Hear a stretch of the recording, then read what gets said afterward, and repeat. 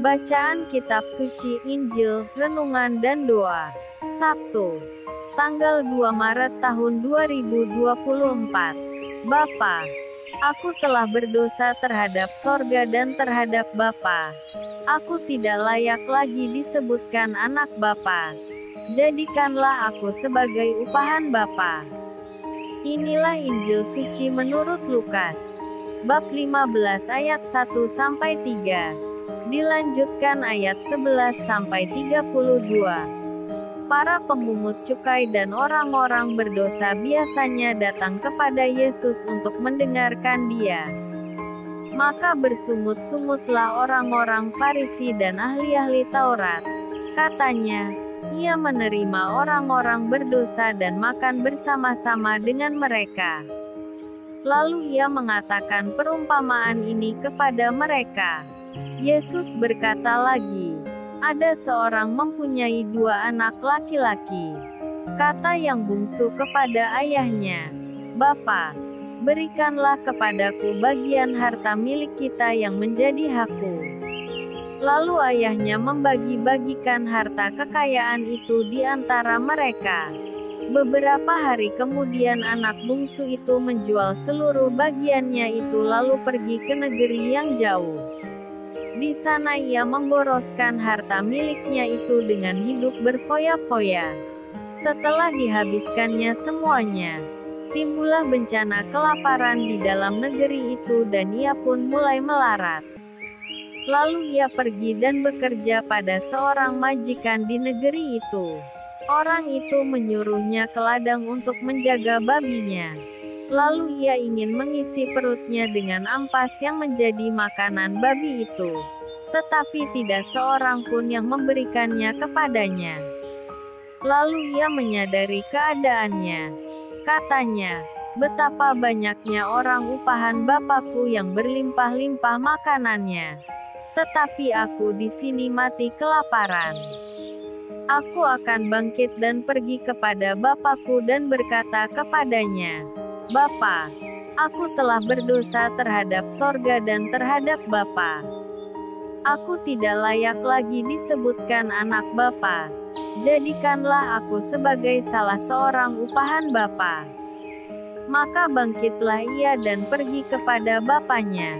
Ketika ia masih jauh, ayahnya telah melihatnya. Lalu tergeraklah hatinya oleh belas kasihan. Ayahnya itu berlari mendapatkan dia lalu merangkul dan mencium dia. Kata anak itu kepadanya, Bapa, aku telah berdosa terhadap sorga dan terhadap Bapa. Aku tidak layak lagi disebutkan anak Bapa. Tetapi ayah itu berkata kepada hamba-hambanya, lekaslah bawa kemari jubah yang terbaik. Pakaikanlah itu kepadanya dan kenakanlah cincin pada jarinya dan sepatu pada kakinya. Dan ambillah anak lembu tambun itu. Sembelihlah dia dan marilah kita makan dan bersukacita. Sebab anakku ini telah mati dan menjadi hidup kembali. Ia telah hilang dan didapat kembali. Maka mulailah mereka bersukaria. Tetapi anaknya yang sulung berada di ladang dan ketika ia pulang dan dekat ke rumah, ia mendengar bunyi seruling dan nyanyian tari-tarian. Lalu ia memanggil salah seorang hamba dan bertanya kepadanya apa arti semuanya itu. Jawab hamba itu, adikmu telah kembali dan ayahmu telah menyembelih anak lembu tambun, karena ia mendapatnya kembali dengan sehat. Maka marahlah anak sulung itu dan ia tidak mau masuk. Lalu ayahnya keluar dan berbicara dengan dia. Tetapi ia menjawab ayahnya. Katanya, telah bertahun-tahun aku melayani Bapa dan belum pernah aku melanggar perintah Bapa. Tetapi kepadaku belum pernah Bapa memberikan seekor anak kambing untuk bersukacita dengan sahabat-sahabatku. Tetapi baru saja datang anak Bapa yang telah memboroskan harta kekayaan Bapa bersama-sama dengan pelacur-pelacur. Maka Bapa menyembelih anak lembu tambun itu untuk dia. Kata ayahnya kepadanya, "Anakku, Engkau selalu bersama-sama dengan aku, dan segala kepunyaanku adalah kepunyaanmu. Kita patut bersukacita dan bergembira karena adikmu telah mati dan menjadi hidup kembali. Ia telah hilang dan didapat kembali. Demikianlah sabda Tuhan. Shalom, Bapa. Aku telah berdosa terhadap sorga dan terhadap Bapa. Aku tidak layak lagi disebutkan anak Bapa, jadikanlah aku sebagai upahan Bapa. Injil hari ini, Lukas bab 15 ayat 1-3, dilanjutkan ayat 11-32, perihal anak yang hilang. Anak tidak tahu diri, berani-beraninya minta warisan saat ayahnya masih hidup. Bahkan setelah menerimanya, harta warisan itu hanya dipakai untuk berfoya-foya yang ujung-ujungnya membuat hidupnya terpuruk. Itulah gambaran tentang anak yang hilang yang terlunta-lunta, karena jauh dari bapaknya.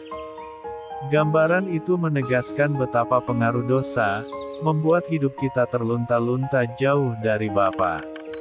Syukurlah di tengah penderitaan akibat dosanya, ia sadar dan bukan hanya berpikir untuk bertobat, melainkan sungguh-sungguh bertobat, berbalik kepada Bapaknya. Itulah yang ia serukan sambil berlutut di hadapan Bapaknya, "Bapa, aku telah berdosa terhadap sorga dan terhadap Bapa. Aku tidak layak lagi disebut anak Bapa, jadikanlah aku sebagai upahan Bapa. Aku akan bangkit dan pergi kepada Bapakku." Itulah awal kebangkitan dan hidup baru dari si putra bungsu yang malang itu. Dia telah melakukan segala sesuatu sesuai dengan haknya, namun pengalaman hidupnya berjalan tragis. Kebebasannya tidak menjadikan hidupnya bersahaja dan pantas dibanggakan.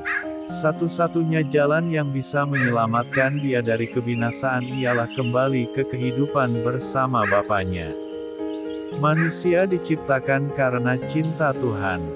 Dia bermandikan rahmat.